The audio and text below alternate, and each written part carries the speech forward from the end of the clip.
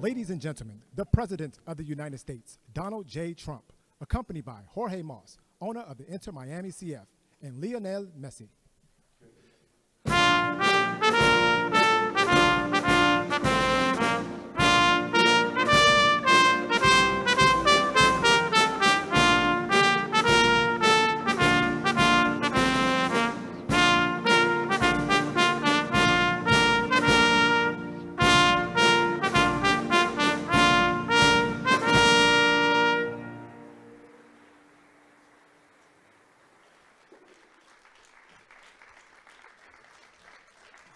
That's great.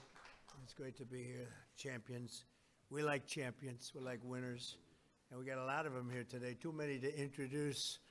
A lot of them are political champions, and we don't care about them today, right? Right, Duffy? But we have, most importantly, wonderful people that love our country. And before we begin, I think I will say a few words about what's going on with respect to our operation in the country of Iran. The United States military, together with the wonderful Israeli partners, continues to totally demolish the enemy far ahead of schedule and at levels that people have never seen before, actually. We're destroying more of Iran's missiles and drone capability every single hour, knocking them out like nobody thought was possible. As soon as they set off a missile, within 4 minutes, the launcher gets hit. They don't know what's happening. But we have the greatest military anywhere in the world. Their Navy is gone. 24 ships in 3 days. That's a lot of ships. Their anti-aircraft weapons are gone. So they have no air force. They have no air defense. All of their airplanes are gone. Their communications are gone. Missiles are gone. Launches are gone. About 60% and 64% respectively.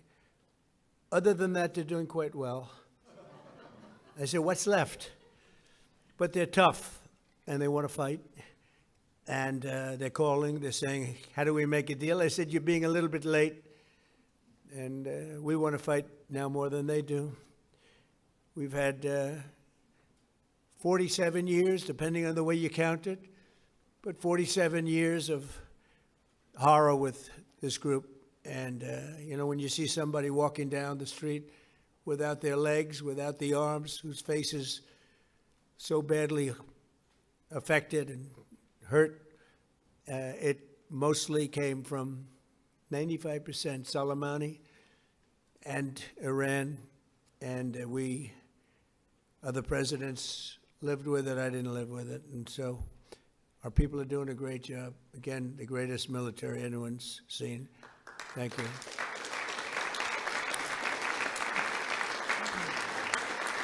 Thank you very much.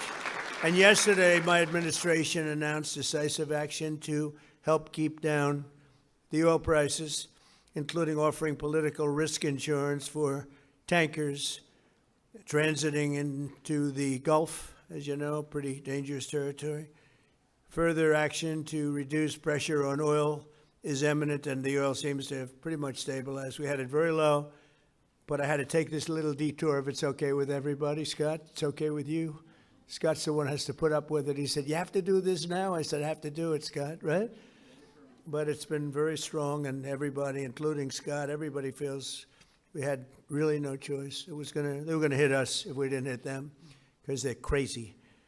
And in the long term, the actions we're taking will dramatically increase the stability of the region and oil prices and stock markets and everything else. You know, we set the all-time record in history with the Dow going to 50,000. So Dow is at 50,000. It was supposed to be maybe, if we were lucky, within, by the end of my presidency in 4 years.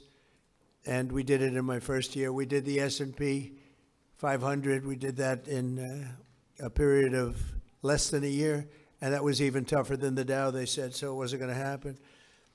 But we have a great country. We have a country that's never done this well. We've had tremendous success in so many different ways. I built the military and rebuilt it in my first term, and we're using it more than I'd like to use it, to be honest with you. But when we used it, we found out it certainly did work. When we look at Venezuela, when we look at the first attack, Midnight Hammer in Iran, which really set the stage for what we're doing right now, it's been pretty amazing. And I'm once again calling on all members of the Iranian Revolutionary Guard, the military and the police, to lay down their arms. They're only going to be killed. And now is the time to stand up for the Iranian people and help take back your country. You're going to have a chance after all these years to take back your country. Accept immunity. We'll give you immunity. And we'll be giving you really the right side of history, because that's what it is. So you'll be perfectly safe with total immunity, or you'll face absolutely guaranteed death. And I don't want to see that. They don't want to see it either. We also urge Iranian diplomats around the world to request asylum and to help us shape a new and better Iran with great potential. It's a country with great potential. There's much better future for Iran. It's now beginning. It's going to be, I think, a great future. And the United States will ensure that whoever leads the country next, Iran will not threaten America or its neighbors, Israel, anybody. If you look at what happened, they had missiles aimed at all of these other countries, Qatar, Saudi Arabia, UAE, many others, that weren't really involved very much, and they had missiles aimed. Well, they were aimed there long before this ever started. They were going after the entire Middle East. And then we came along. We blew up their party. So we have phenomenal people. I want to thank all of the people that have been involved. Marco, you've been doing a fantastic job. And you've been doing a fantastic job on a place called Cuba.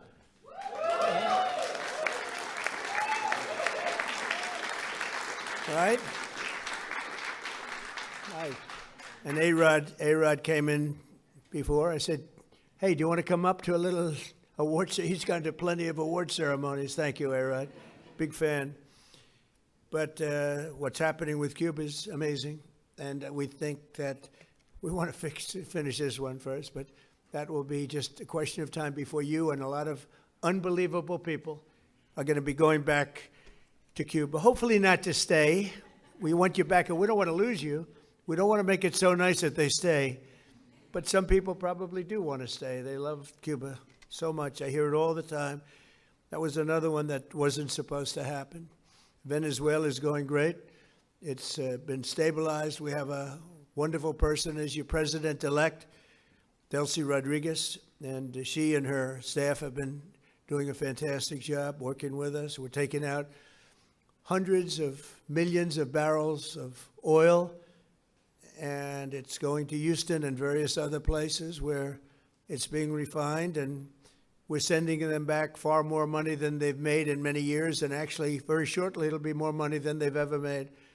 And Venezuela is working. So we've had a lot of countries in places that truly love, you would say football, I would say soccer, but these are all countries that love football/soccer. And so I think the group likes it. And if you'd like, you could sit. I know I'm a very exciting speaker, but you can sit down if you'd like, okay? I'm looking at everybody standing. I'm saying, let's sit down. Because we're here to honor these great champions, and we want to take our time, right? Let's get to the reason that we're here, and it's a beautiful reason because we're honoring truly talented people. Today we're thrilled to host the 2025 MLS Cup champions, Inter Miami. Great job.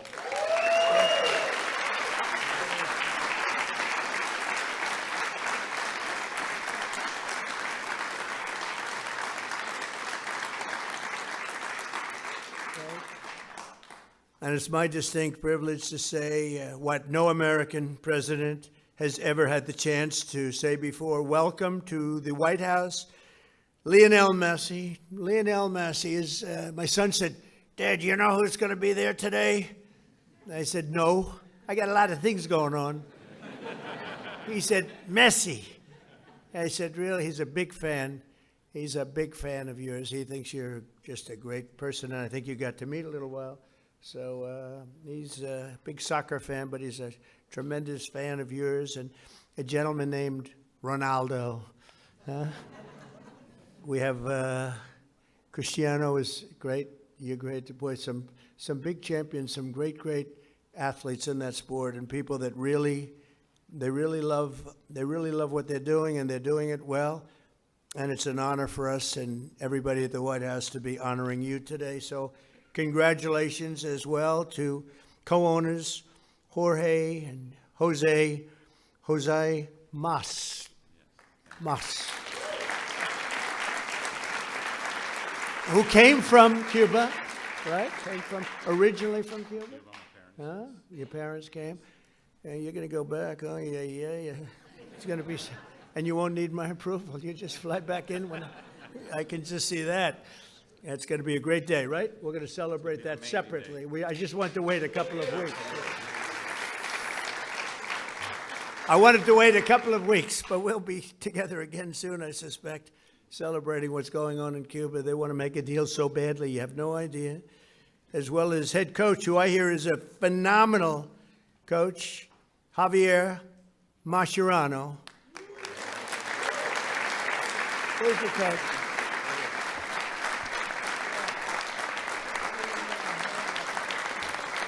I've heard he's a great coach. Well, anybody who wins is a good coach in my book, but I heard you're a hell of a coach. And all of the tremendous players that are just amazing.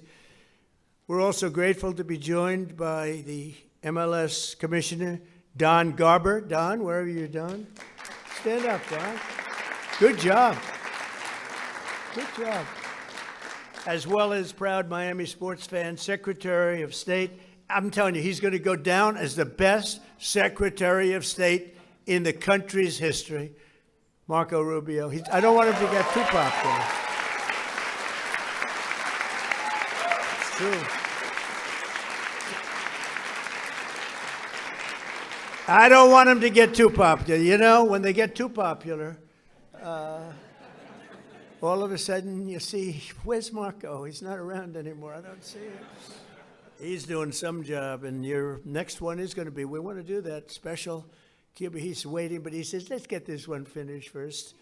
We could do them all at the same time, but bad things happen. If you watch countries over the years, you do them all too fast, bad things happen. We're not going to let anything bad happen to this country. Also with us are Attorney General Pam Bondi, who's a terrific person and fan. And she's proving how tough she is, and I think the next 3 years she's going to really prove it, right? Huh? Like these people. Secretary Scott Bessent, Lori Chavez de Rima, and Sean Duffy. Thank you, everybody. What a great team. And U.S. Trade Representative, who's done incredible deals, unbelievable, Jamison Greer. Thank you, Jamison Greer.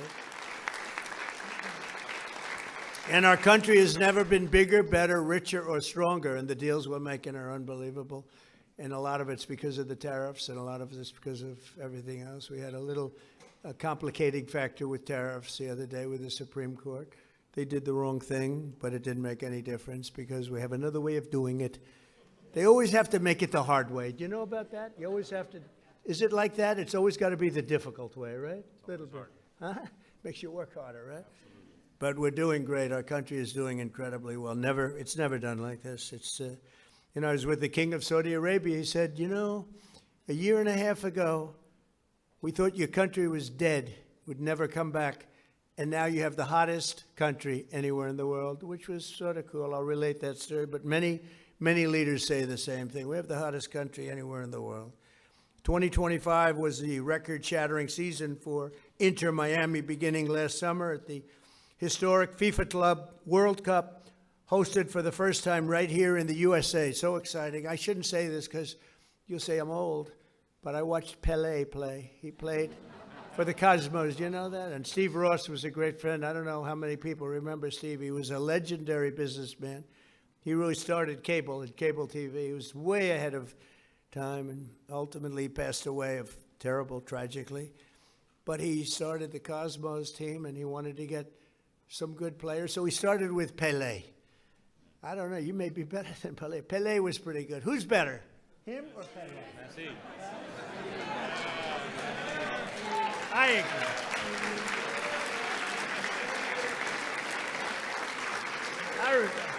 I think he is. But he was pretty good, right? Pelé was pretty good.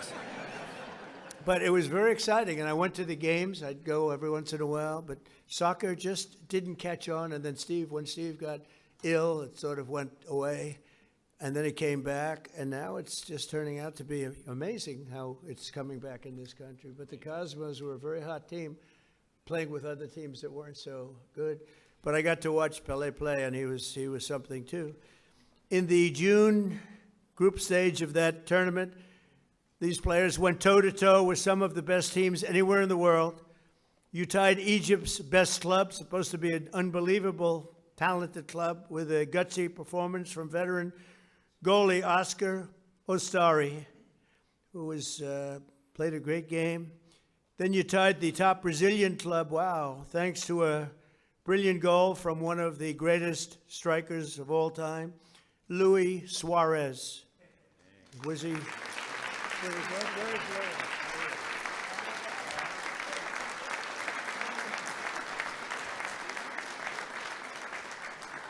These are good-looking people. Marco, I don't like good-looking men. You don't feel so good about yourself standing up here. Good-looking people. In the 65th minute, Louis gathered the ball around midfield and turned for a vintage solo run, dribbling through the defense, driving past defenders like few people have ever seen before, cutting to his left, hammering home a goal that secured Miami's place in the next round. But no match in the 2025 FIFA Club World Cup was more important than the match against FC Porto. Porto took an early lead, but you came back strong in the 54th minute, tied 1-1. Leo lined up for one of his iconic free kicks. He struck the ball decisively, bending it over the wall and beating the keeper with a sensational left hook. Would I be able to do that if I practiced?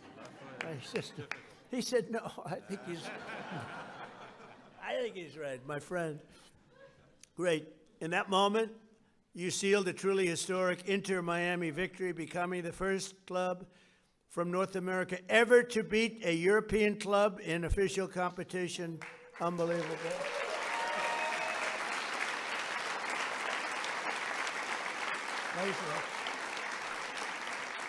You know, I have to just interject. So over the years, I love sports, and I've watched my friend A-Rod with George Steinbrenner. I'd sit in his box, just the two of us. He would never have anybody but me. He liked me, right? He liked me, and he liked you. He liked almost nobody. It would be a World Series when baseball was hot. It's not as hot now, I'll be honest with you. They do things wrong. But when baseball was hot as a pistol with George, and I'd sit and I'd watch the Yankees, and he'd have 30 seats, and it would just be me and him. And I said to A-Rod, would say, what was the most difficult thing you've ever done? I said, it's probably sitting for 3 hours with George Steinbrenner watching a Yankee playoff game or World Series game. You know what I mean by that. He was a difficult guy, but he was great, right? He liked me, I liked him, and we both liked nobody else. And that was a good combination. But I have to say this. So I've seen a lot of great players come into the world of sports, and they came in from all different countries, all different players. They've come, in some cases, just from different states. They come to the Yankees, or they come to the Dodgers, or they come to whatever. But I've seen them come in from other countries, and there's such a clamor. Oh, so great, everything's great. But they don't win. This guy won. He came in, there was tremendous fanfare, and he won. You know, right?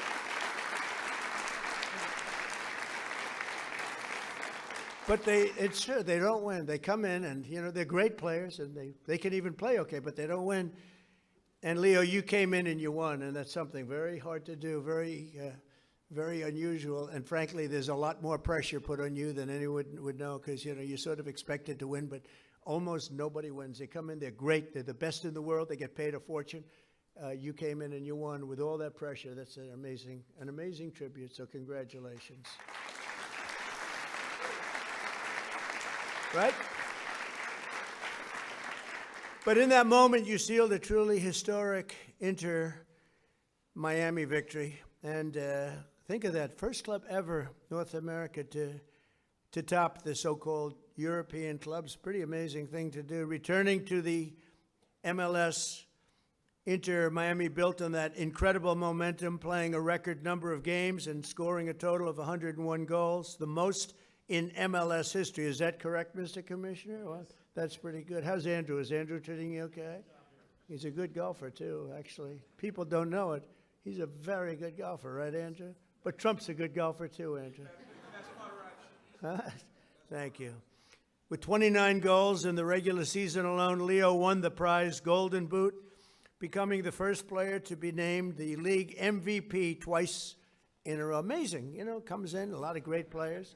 Pretty amazing thing to do, very hard to do.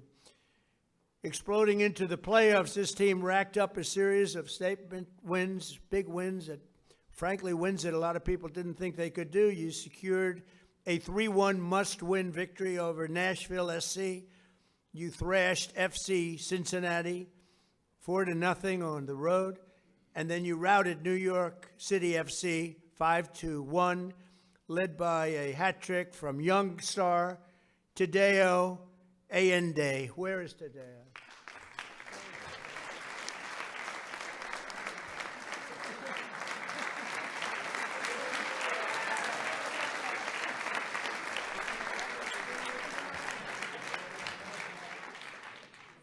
What a group of people.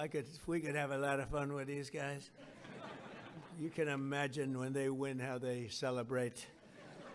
We don't want to talk about it.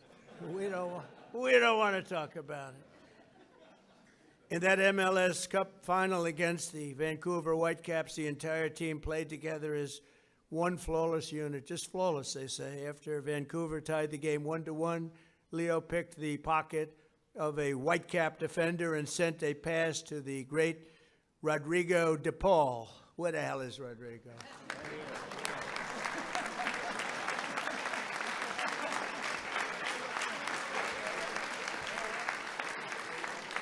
Do you have any bad-looking players? You know? I like the bad-looking guys much better. Who stuck a low-driving shot into the side net, taking the lead. And then in the 6th extra minute of stoppage time, Tadeo drove home your third and final goal, making the score 3-1 and securing your status as the first champions in club history. What an amazing accomplishment. Coach Mascherano became one of the few head coaches to win the MLS Cup finals in his very first year. And Leo claimed the 47th trophy of his storied career. 47th, can you imagine that? The most of all time. That's the most of all time. So Leo is the reigning FIFA World Cup MVP. You could have gone anywhere in the world. You could have chosen any team in the world, and you chose to go to Miami. I don't blame you. The weather's extremely good. Do you go to Doral? You go to Doral and play golf? And I just want to thank you for bringing us all in this ride, because you are hot and talented and a great person.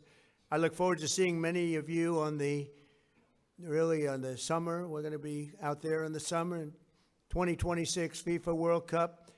And we have a lot of interesting things, because we have the World Cup and we have the Olympics, so we have the 250, you know. And I was responsible for getting the Olympics in my first term. And I was responsible for getting with Johnny. We got the World Cup, and Johnny's a good man. Do we like Johnny? I think so, right? Like you say, yeah, I think so. He's a good guy. But, you know, they're setting records on the World Cup, setting absolute total. I guess many of you guys are going to be in it, but setting records on ticket sales, right? Numbers that, I mean, literally double what anyone's ever done before. So it's good. So they picked the right. But I thought that I didn't know that I'd be the president during this, because the election was rigged and stolen, and I had to do it all again. And then I said, hey, wait a minute. I just got soccer/football, and I just got the Olympics, and we got most important. I took credit for those two. Then I tried to take credit for 250 years, and it didn't play well at all with the press. But we're going to have an amazing year. But I just want to thank you so much, Jorge, for the job you've done. I've known you for a while, and I've known of you for a long period of time. You are a spectacular man, and please say a few words. Thank you, Mr.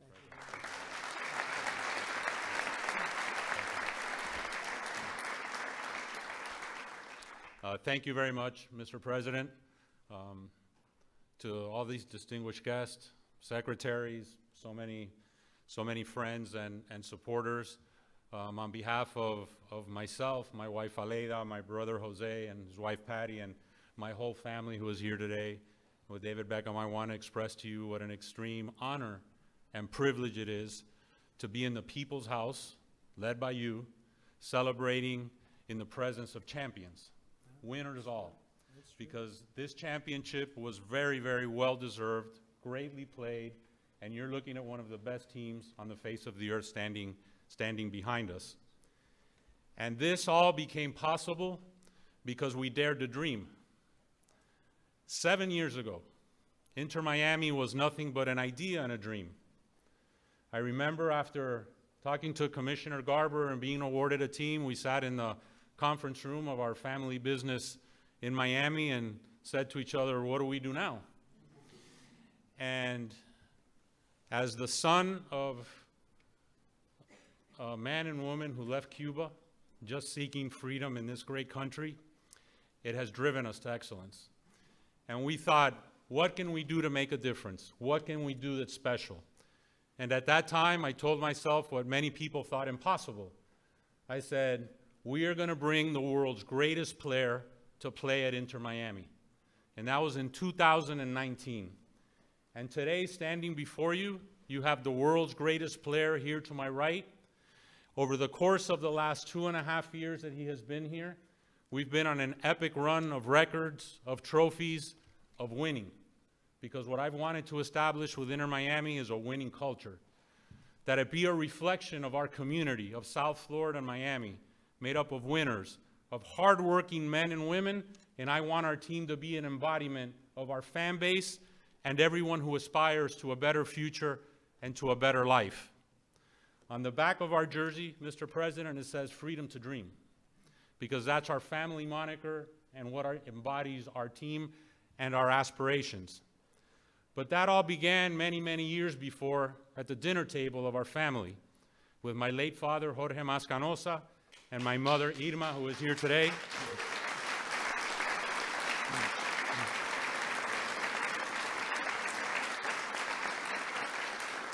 And I speak now in tribute to our parents' generation. And I share that with Secretary Marco Rubio, of men and women who fled communism, who fled tyranny, who wanted a better life for their boys and their daughters and their sons in the future. And at that table was instilled in us that if you work hard and you sacrifice and you dream, it can be possible. And today, standing before you, Inter Miami is one of the world's biggest clubs. Most based on history, but our history has been short. But having a winning culture, having the best-selling jersey on the face of the earth, making a global difference, and not only because of Lionel Messi, but these men standing behind you have changed the culture of football in the United States of America forever. We can play with the big boys, we can be heavyweights, our league can be one of the top leagues in the world, and it is this ability to dream, to persevere, to have no obstacles ahead of us that we will continue to be successful. And hopefully, Mr. President, this is not our only visit here celebrating an MLS Cup championship. But this team is an embodiment of that. And I want to thank you to be able to express this to you, to so many dear friends, loved ones, and global fans all over the world. We fill stadiums everywhere. We're playing this weekend against DC United at the Ravens Stadium in Baltimore, because we'll have a sellout there. We sell out everywhere we go. We open the season in the LA Coliseum with a record crowd. But it is our aspiration to continue breaking barriers, to putting no limits, to making sure that Major League Soccer in Inter Miami over the course of the next few years is considered with the elite of global football. So with that said, Mr. President, thank you. Thanking you for sharing this championship with us. that we can share it with our families in the people's house, and we can share it with the world. Thank you.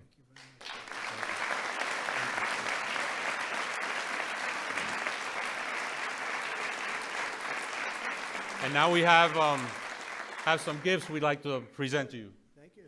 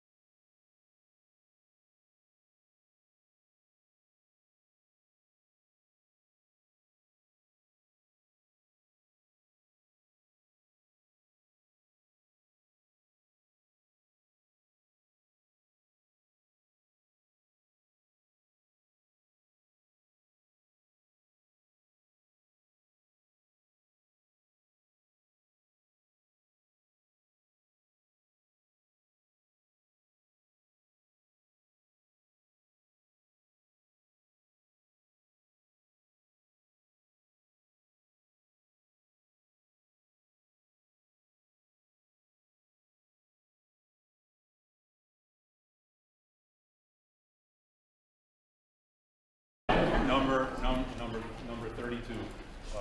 But thank you, Mr. President. Thank you very much. And I want to just invite the team to the Oval Office, very, very special place.